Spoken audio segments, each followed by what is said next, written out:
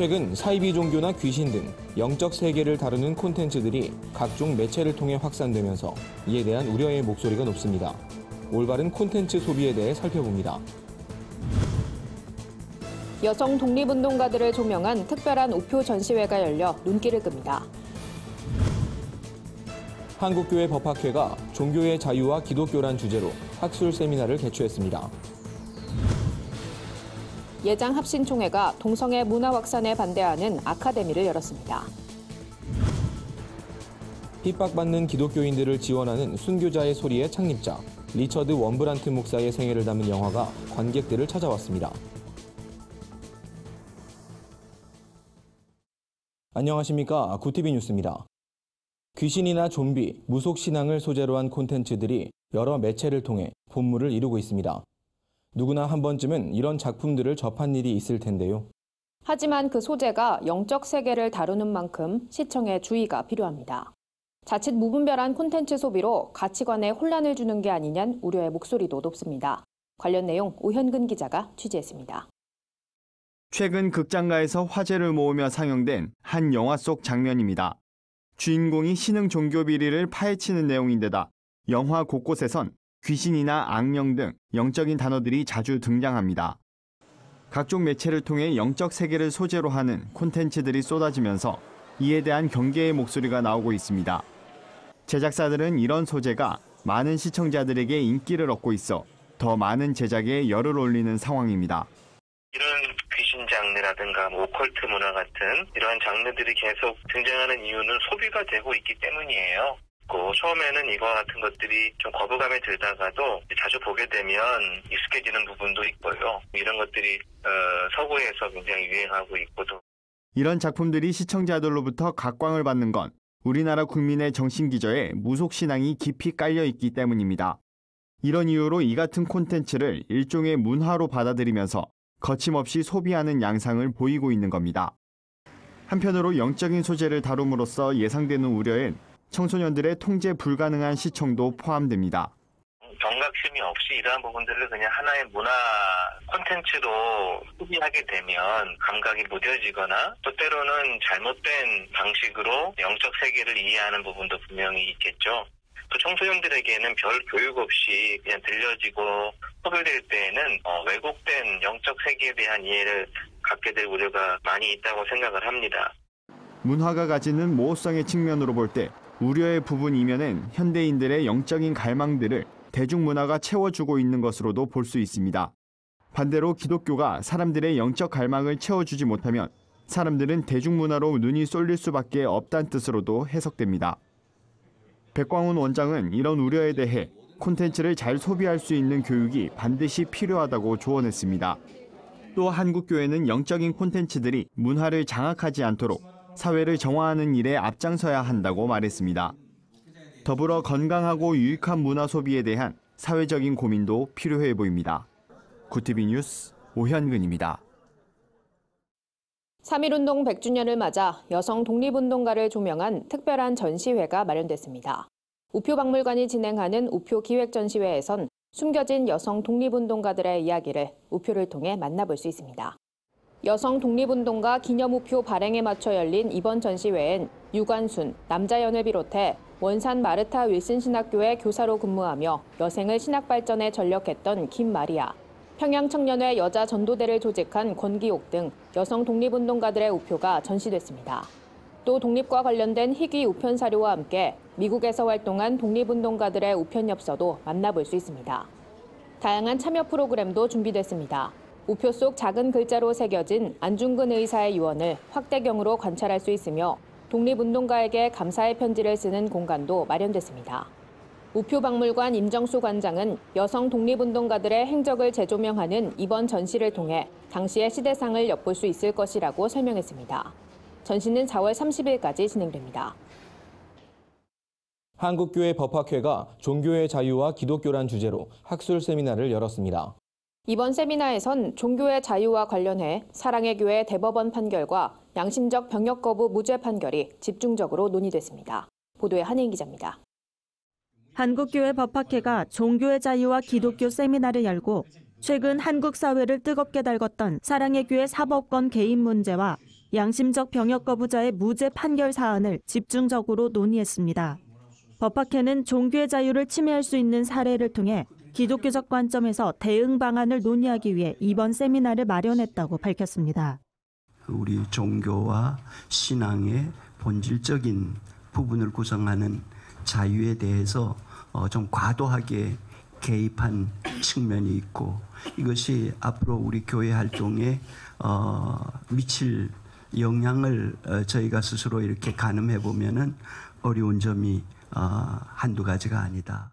한국교회 법학회 서헌재 교수는 대법원이 교회 문제에 직접적으로 개입해 사랑의 교회 오정현 목사의 담임 목사 자격이 없다고 판단한 것은 교인들의 권한을 무시한 행위라고 주장했습니다. 최근에 와가지고 특히 물론 교회가 자초한 측면도 있긴 하지만 교회 여러 결정에 대해서 사법부가 노골적으로 개입하는 이런 지금 경향이 뚜렷해지고 있고, 가장 대표적인 예가 이 사랑의 교회 사건이다. 저는 그렇게 보고 있습니다. 서 교수는 이어 헌법상의 종교의 자유와 정교 분리를 지키며 교회 문제에 대한 개입을 자제했던 국가 권력 기관이 사법부 등을 중심으로 교회 결정을 뒤집는 사례가 늘고 있다고 우려했습니다. 교회 내 분쟁은 교회법에 따라 교단과 교회 차원에서 해결할 수 있도록 자율권을 인정해야 한다는 겁니다. 홍익대 법대 음선필 교수는 양심적 병역 거부 무죄 판결과 관련해 법적으로나 상식적으로 동의하기 어려운 부분이 많다고 밝혔습니다. 병역법상 정당한 사유에 양심의 자유가 포함되는지부터 종교적 병역 거부의 불인정이 양심의 자유에 대한 과도한 제한인지 등 논의돼야 할 부분이 상당하단 겁니다.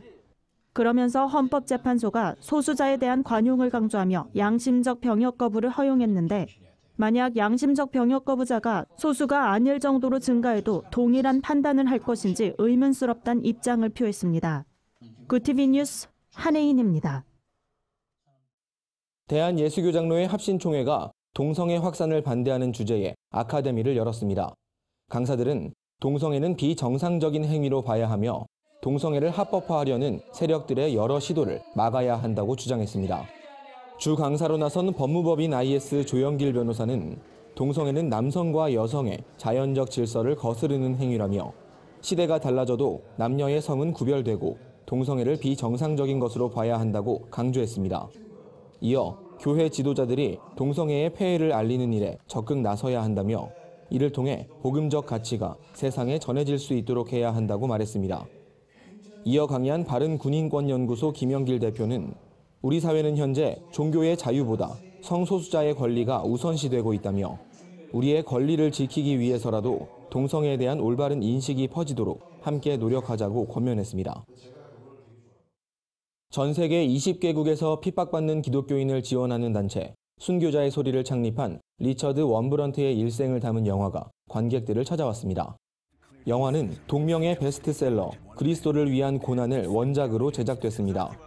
그리스도를 위한 고난은 루마니아의 유대계 목사 리처드 원브란트의 이야기를 담고 있습니다. 원브란트 목사는 공산주의 국가인 루마니아에서 14년 동안 감옥에 갇히는 등 신앙을 지키기 위해 고군분투하다가 순교자의 소리를 처음 설립했습니다. 또 원브란트 목사는 전 세계 기독교인들이 믿음을 지키기 위해 얼마나 핍박받고 있는지를 전 세계에 알린 인물이기도 합니다. 영화는 특별히 원브란트 목사의 이야기를 정확하게 전달하기 위해 책에 기록된 문장들을 그대로 인용하기도 했습니다. 한국 순교자의 소리 현숙 폴리 목사는 영화는 지하교회 기독교인들의 처절한 경험을 그리고 있다며 그들이 걸어갔던 믿음의 여정을 통해 우리의 신앙을 돌아보는 시간이 되길 바란다고 전했습니다.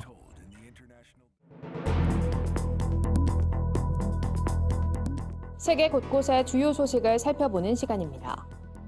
뉴질랜드 크라이스트 처치에 발생한 무차별 총격 테러로 전 세계가 충격에 빠져 있죠. 세계교회는 끔찍한 테러로 가족과 친구, 연인을 잃은 유가족을 위로하고 희생자들을 애도했습니다. 뉴질랜드 장로교회는 종교적 폭력을 반대한다며 모든 신앙 공동체가 예배 전 침묵의 시간을 가져달라고 전했습니다. 빌리 그레암 재단은 뉴질랜드에서 활동하는 신속 대응팀을 현지로 급파해 혼란에 빠진 지역 주민들을 돕고 있습니다. 프랭클린 그레암 목사는 끔찍한 공격으로 사랑하는 사람을 잃은 49명의 가족들을 위해 기도해달라고 밝혔습니다. 이 밖에도 아시아교회협의회, 호주연합교회 등 전 세계 주요 교단과 단체들이 애도 성명을 발표했습니다. 스위스 연방정부가 공공장소에서 얼굴을 가리는 복장, 일명 부르카를 금지하는 법안을 마련했습니다. 스위스에선 지난 2017년 10만 명의 서명을 받은 부르카 금지 법안이 제출됐는데요. 이 서명 법안은 공공장소에서 부르카와 히잡 등 얼굴을 가리는 복장을 전면 금지하고 위반 때는 처벌하는 내용을 담고 있습니다. 하지만 정부는 각 주와 정당 등의 의견을 수렴해 수정안에서 처벌 조항을 삭제했습니다. 연방정부는 정부 차원의 전면 금지는 반대한다며 각 주에서 주민투표로 결정해야 할 문제이고 강제하는 것은 용납할 수 없다고 강조했습니다.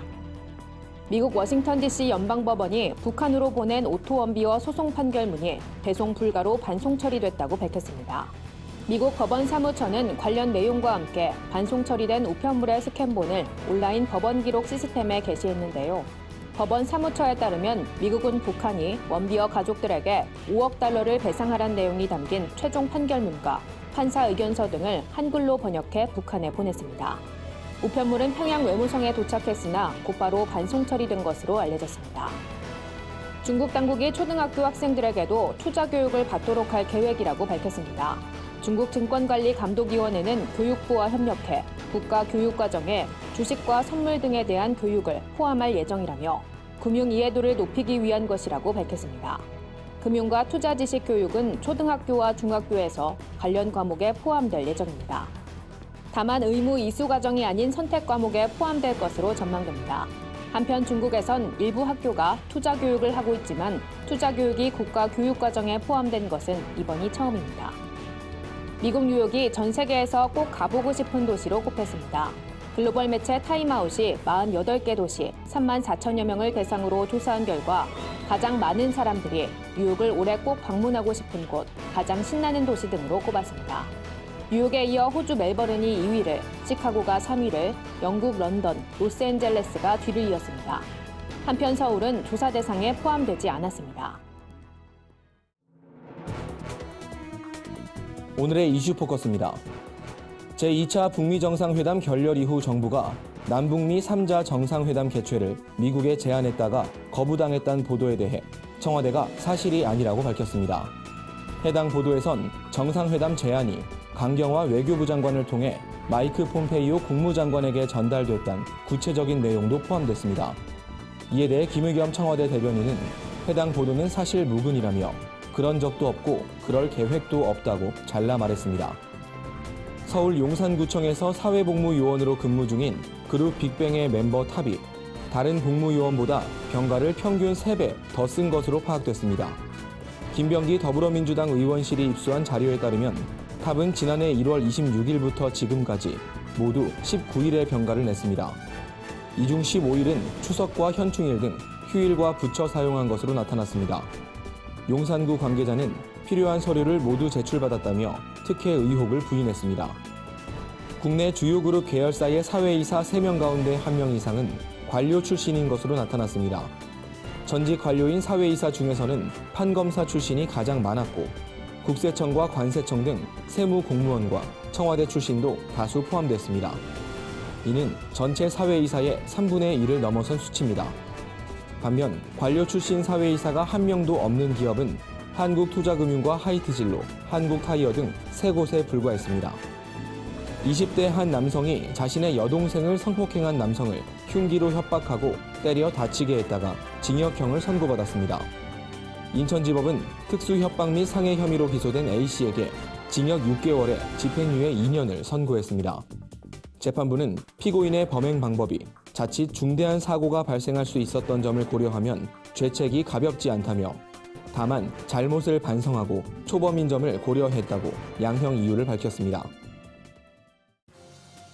주요 단신입니다. 명성교회 세습 철회와 교회 개혁을 위한 장신대 교수 모임이 명성교회 세습에 관한 통합 103회 총회 결의를 이행하라고 촉구했습니다. 이들은 서울 동남노회를 사고노회로 규정하고 일방적으로 통보한 총회 임원회가 결의사항을 이행할 의지가 있는지 의구심이 든다고 밝혔습니다.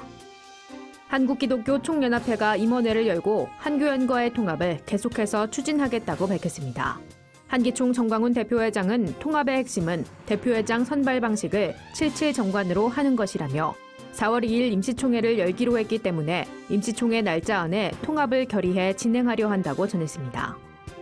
한국기독교 공공정책협의회가 국가인권위원회의 낙태죄 폐지 의견을 규탄했습니다. 협의회는 인권위가 낙태죄 폐지 의견서를 제출한 것은 인권위의 마지막 보루기관으로서의 존립 근거를 부인한 것이라며 생명권을 앗아가는 일을 법으로 허용한다면 생명 경시풍조가 만연해질 것이라고 우려했습니다. 예능교회가 내달 22일 사역자와 평신도를 위한 예배 세미나를 엽니다. 이번 세미나는 예배의 본질을 정확히 알고 진정한 예배자와 사역자로 교회를 섬길 수 있도록 예배의 핵심을 논의하는 자리입니다. 강사론 예능교회 조건의 목사가 나설 예정입니다. 이상으로 뉴스를 마칩니다. 구티비 뉴스는 인터넷 신문 데일리 굿뉴스를 통해서도 보실 수 있습니다. 시청해주신 여러분 고맙습니다.